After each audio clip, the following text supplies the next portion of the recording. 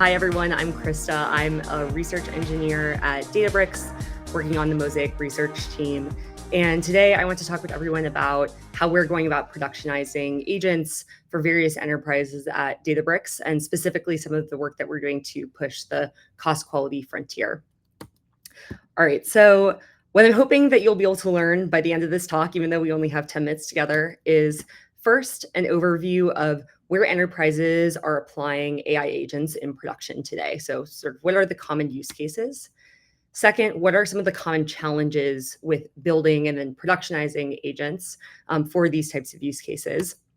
And then finally, of course, how to go about building and optimizing agents for both cost and quality. And I'll talk about a platform called Agentbricks that we've been developing to help do this. All right, so starting with agents in enterprise today, there are a few common use cases that we see come up a lot across enterprises. So the first one sounds almost deceivingly simple, but there are a number of challenges with this, and there's a lot of impact to be had here, which is document understanding. So you can think of a few different use cases, like one of which maybe a company has tens of thousands of invoices that they receive monthly. Normally, they need to go through and manually extract relevant information from these invoices to put it into some sort of software like SAP.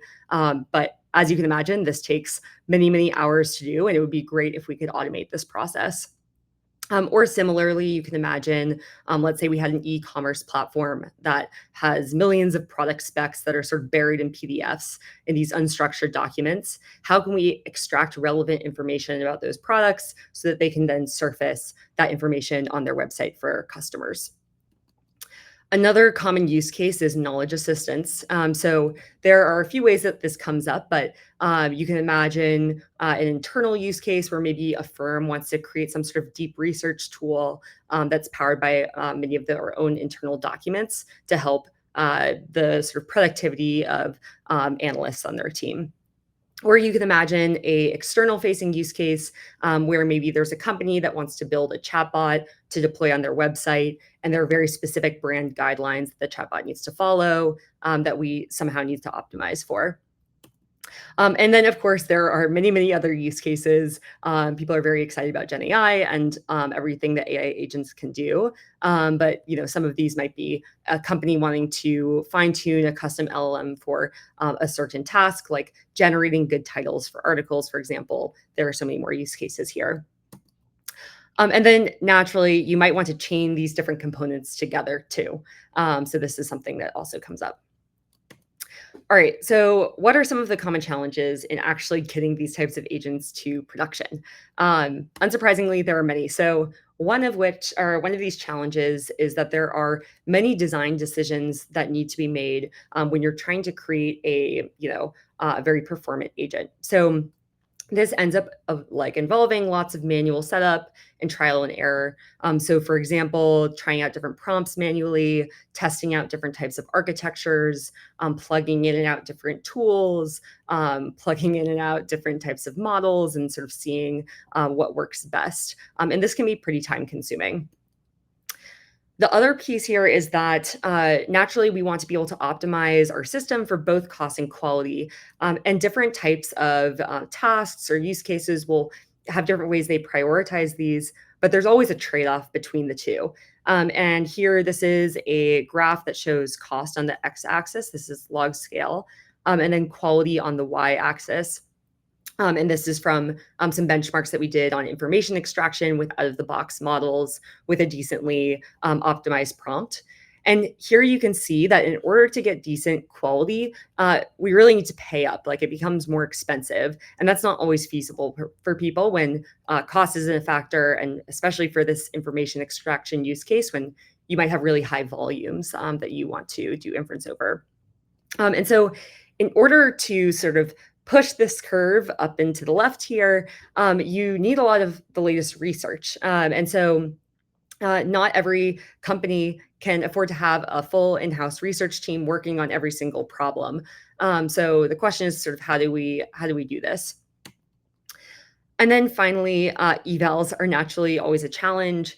So many of these tasks can be ambiguous. A lot of a lot of the times we don't have labels for what we're trying to do. So this can be hard, and you ultimately need some way to measure quality in order to sort of see if something is production ready and optimize it. So this can be a blocker for folks.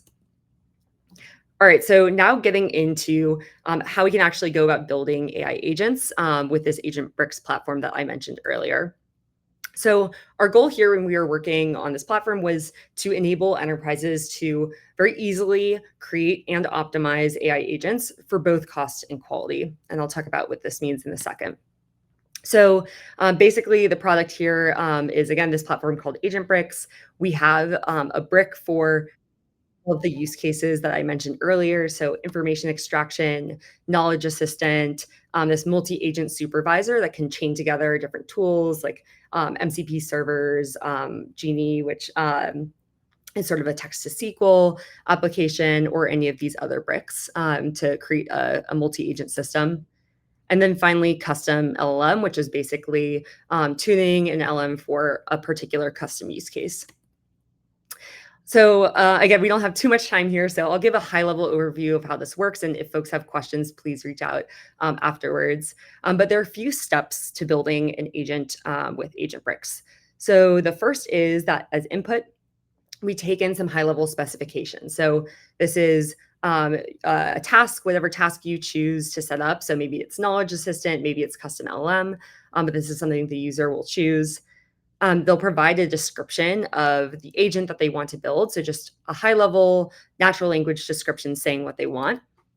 And then finally, we'll ask for some basic inputs. Like, for example, if you're building a chatbot and you want it to use custom docs internally, then we'll ask for those. So here's an example of what that looks like for our knowledge assistant brick, where here you have a description that you can enter, and then you can configure the knowledge sources that you want to use within your like custom conversational agent. All right, so then the first step on the Agentbricks side that will automatically do for you is create a set of evals. So here's another example from the knowledge assistant, but we've created custom LLM judges for sort of all the things people generally care about when it comes to question answering. So here we have completeness, groundedness, relevance, safety, and we can generate lots of responses for you and score these using these LLMs so you can sort of see if the judge is aligned with your expectations. The second step is where sort of a lot of the magic happens, and this is in optimize. So here, the way this looks in the UI is just a button saying optimize your agent. And here we'll basically sweep a number of different methods to optimize weights and prompts of your system, many different system configurations, models, et cetera, with the core goal of improving on cost and quality for your task. And so this is just a handful of some of the methods that might be behind the scenes here. But again, we have automatic prompt optimization, fine-tuning, RL methods like Tau, tool choices, model choices, et cetera. So the idea is that this can kind of push your cost quality curve up and to the left, as we mentioned earlier. And in practice, this is what we see. So again, using this benchmark from information extraction that I showed earlier, we see this blue line prior to optimization, and then this red line post-optimization. And you can see that we're able to achieve the same performance for about 1/10 of the cost, or about a 16th here. And then a similar cost, if you're very cost sensitive and want the cheapest option possible, same cost for about 20% increase in quality. All right, so that is it for my talk. If you're interested in learning more, definitely check out these links here. We have some more docs that go into detail, and then this demo that we did at a summit recently, and also happy to answer any questions offline or in the Slack if folks have follow-up. Thank you.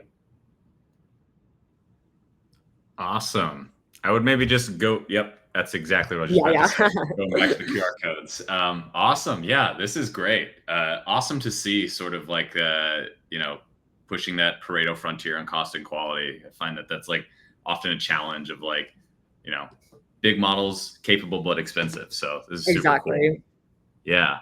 So I'll just I think we have a couple minutes. So I'll just say again, if folks are watching and you have questions for Krista, feel free to drop them in the chat and I'll pass them along. We're getting some hand claps in the chat, so oh wow, folks thank you. enjoying it.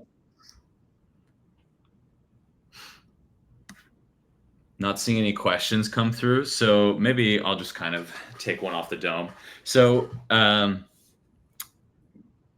curious to hear a little bit more about sort of, you have this process where like these optimization techniques are applied. Can you say a bit more about like what kinds of optimizations are applied there? Yeah, sure. So there's a lot of things going on behind the scenes, and it kind of depends on what our research finds is most useful for the type of task or use case that you're looking to use. But some of the ones here that I can like talk more about, there's automatic prompt optimization, which basically applies methods for instead of sort of manual prompt engineering as we typically do today, basically systematically proposing and evaluating a number of different prompts that could work well for your system to optimize performance. There's also RL methods. So recently our research team released a method called Tau, which is basically a label-free method. So if you don't provide any labels here, that's totally fine, and we can handle that. That basically uses RL to continue adapting your program to like continuously improve it over time based on any new queries you might get.